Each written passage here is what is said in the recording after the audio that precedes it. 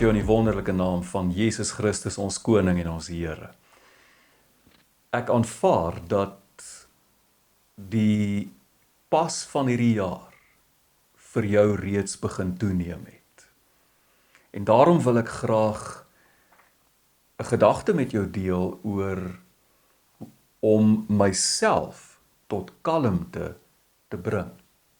Baie belangrik vir die tyd waarin ons lewe en ook vir die toekoms. Om te leer om myself tot kalmte en bedaring te bring. En ek lees vir jou Psalm 131, net 3 verse. Die Psalm bestaan uit 3 verse en ek lees dit in die 2020 vertaling. 'n Pelgrimslied van Dawid. Here, my hart is nie hoogmoedig en my oë nie verwaand nie. Ek hou my nie besig met groot dade of wat te wonderbaar is vir my nie.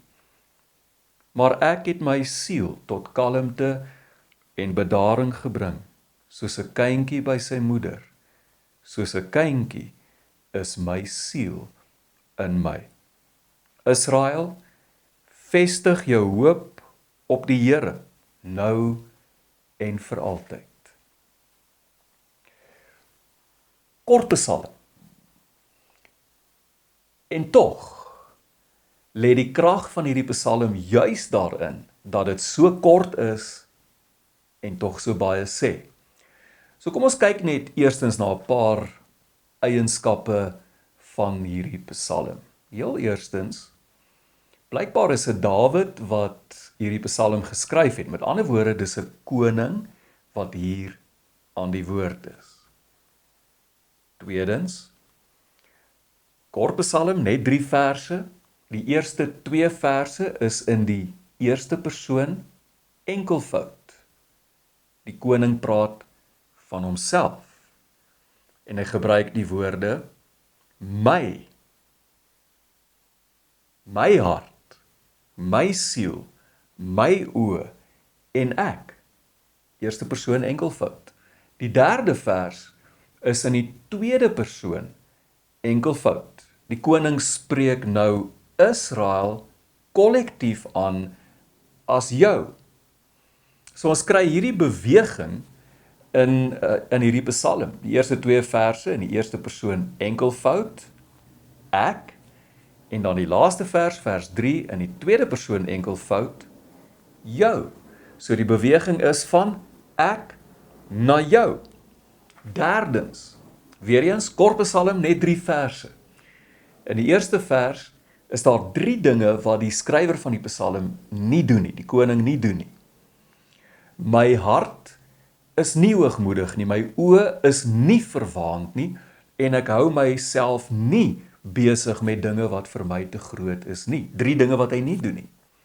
In die tweede vers gebruik hy 2 keer die woorde my siel.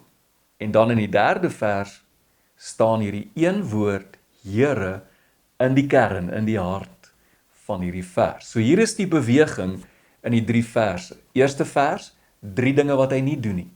Tweede vers, 2 keer die woorde my siel.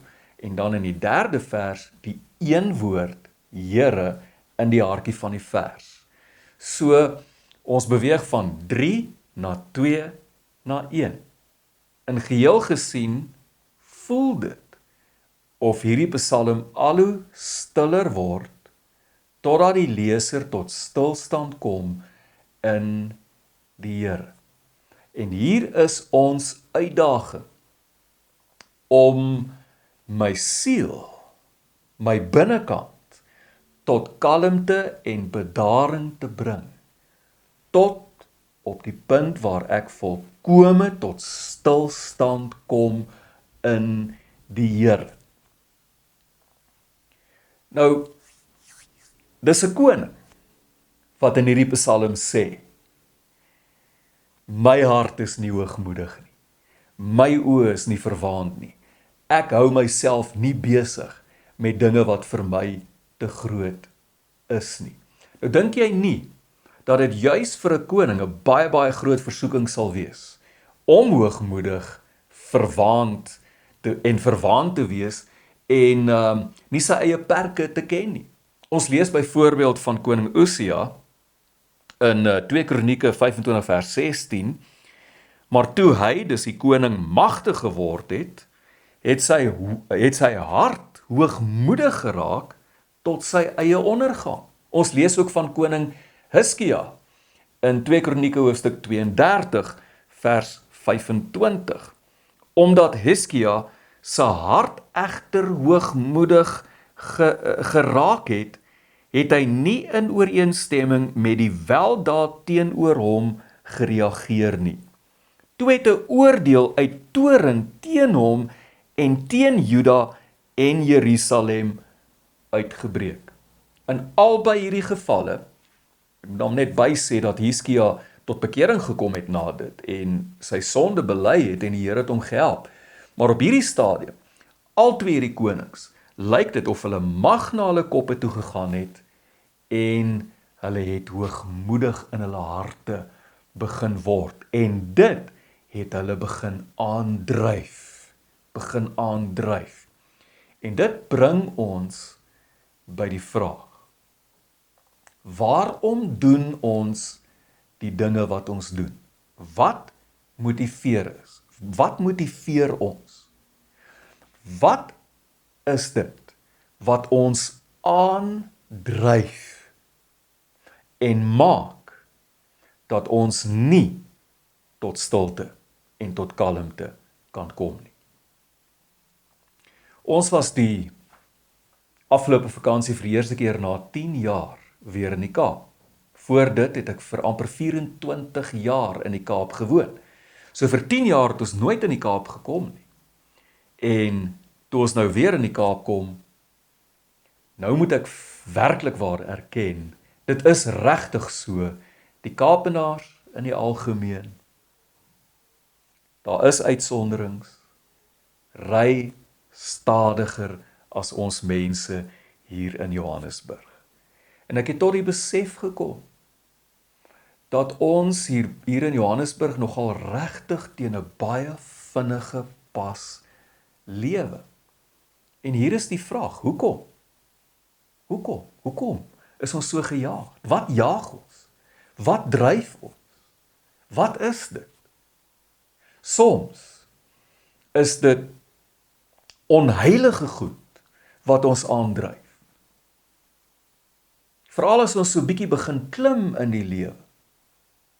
En my posisie en my rang en my geld begin my hoogmoedig maak.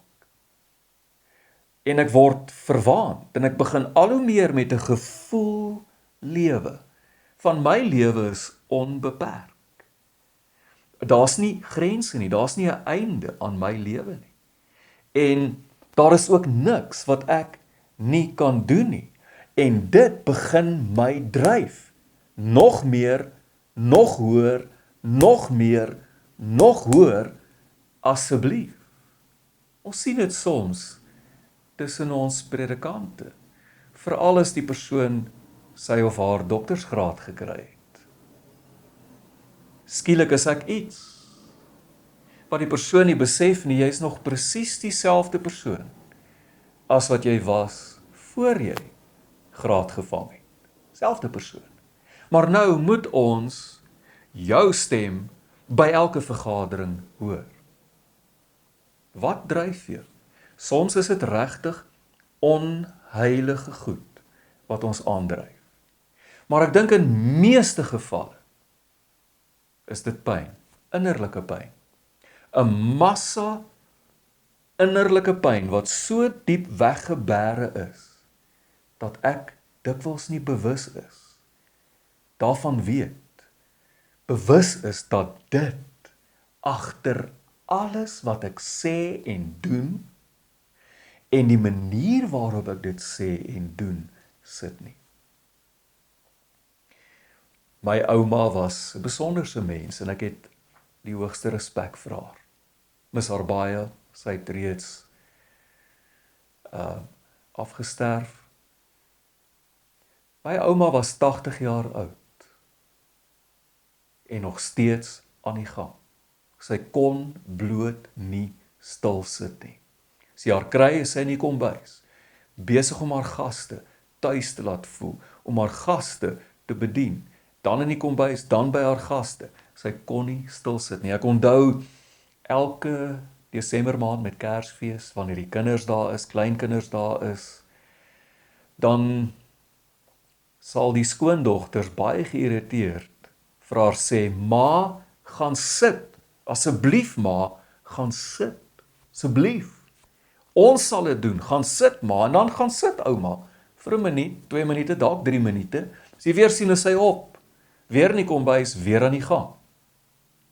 Jy sien, want haar waarde, haar gevoel van waarde, het gelê in wat sy doen, en wat die skoondogters nie besef het nie.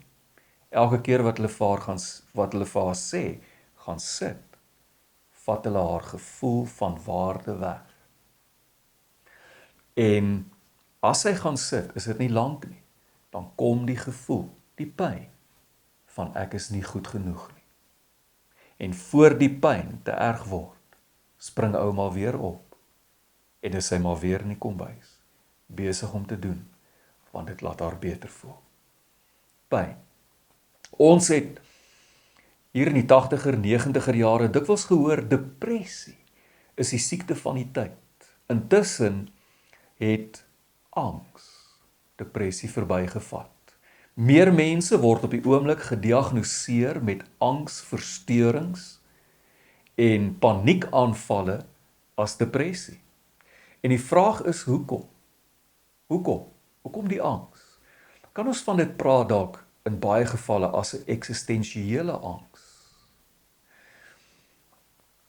Jy sien, teen die jaar 1900 het die mensdom se kennis elke 100 jaar verdubbel. Teen 1945, net na die Tweede Wêreldoorlog, elke 25 jaar mensdom se kennis verdubbel. Teen die jaar 2000 was dit elke jaar, 1 keer 'n jaar, verdubbel die mensdom se kennis. Op die oomblik, hier in 2025, dink ek, trek ons al by 1 keer elke 24 uur. Dit beteken dat die pas waarteen ons lewe ook versnel het, al hoe vinniger geword het. En mense kan nie meer byhou nie. Mense voel oorweldig, kan nie meer byhou nie. En dit bring angs. 'n woordjie wat ons al hoe meer begin hoor van is kunsmatige intelligensie. Dis nie meer lank nie, ek dink ons is amper daar, waar kunsmatige intelligensie, die biologiese intelligensie van 'n mens, sal oortref. Dat die mens nie meer die intelligentste wese op hierdie planeet sal wees nie. En dan is dit net 'n kwessie van tyd, voordat kunsmatige intelligensie die som totaal van die ganse mensdom se intelligensie sal oortref.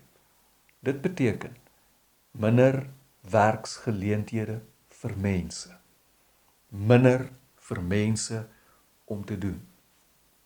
Angs. En ongelukkig het 'n rasionalistiese en meganistiese wêreldbeeld ons beroof van die geestelike toerusting wat ons nodig het om in hierdie tye te oorleef. Ons is so gebreinspoel, so geleer om meganisties en rasioneel na die feite te kyk. En as ons na die feite kyk, my vriend, dan lyk die mensdom vir ons asof die mensdom in 'n boot is wat besig is om te sink.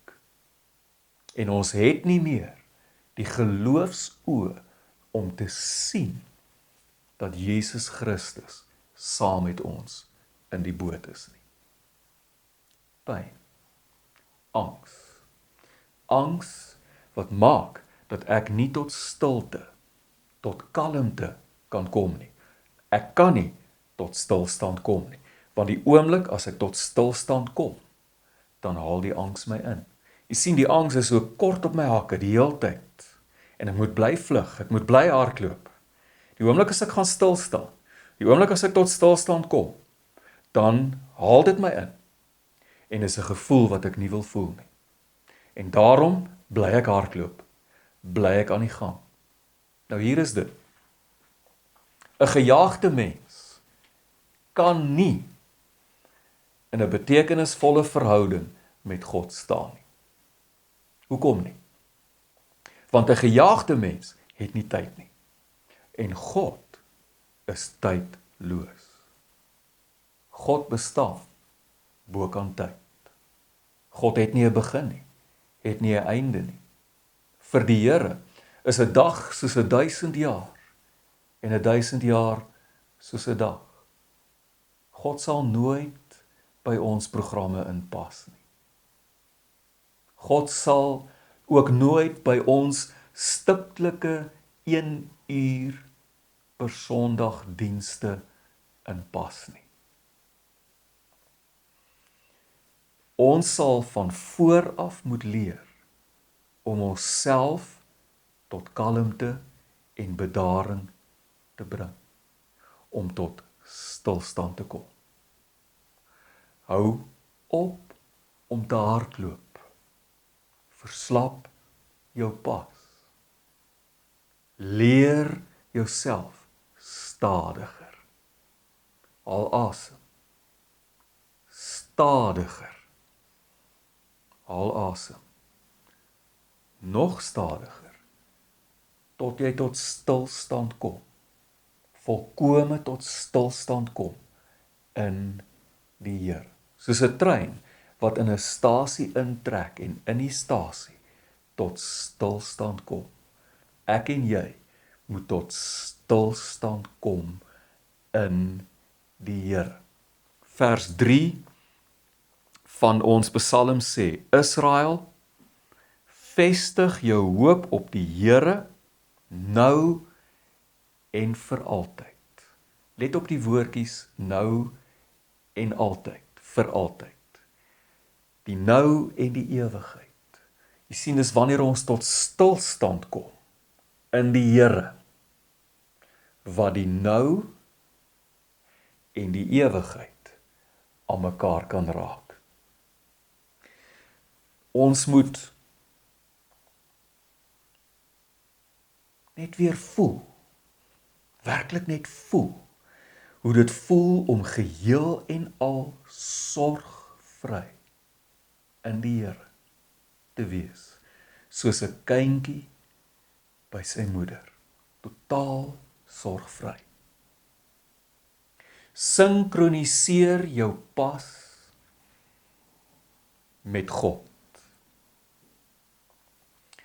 Sinkroniseer jou pas met God se pas, totdat jy die pas van die Heilige Gees optel. Paulus sê vir ons in Galasiërs 5, dat ons deur die Gees moet wandel. Beteken letterlik, peripateo, om in pas te kom, om saam met die Heilige Gees te loop. En om saam met die Heilige Gees te loop, moet ek in pas kom met die Heilige Gees.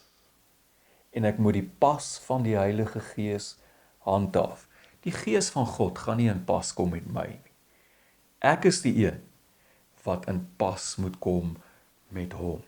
En is dan wanneer ek ontdek, in hierdie water wat vir my so diep voel, dat ek gaan verdrink, en ek skop en ek spartel, dat ek maar kan begin ontspan, en ek kom agter, maar dieselfde water, wat my laat voel het, ek gaan verdrink, is nou besig om my te dra. Ek is soos 'n arend, hoog bo kan die berge, wat ophou om my vlerke verbete te klap, en my vlerke uitsprei, en ek kom agter, dat die wind van die Heilige Gees dra my.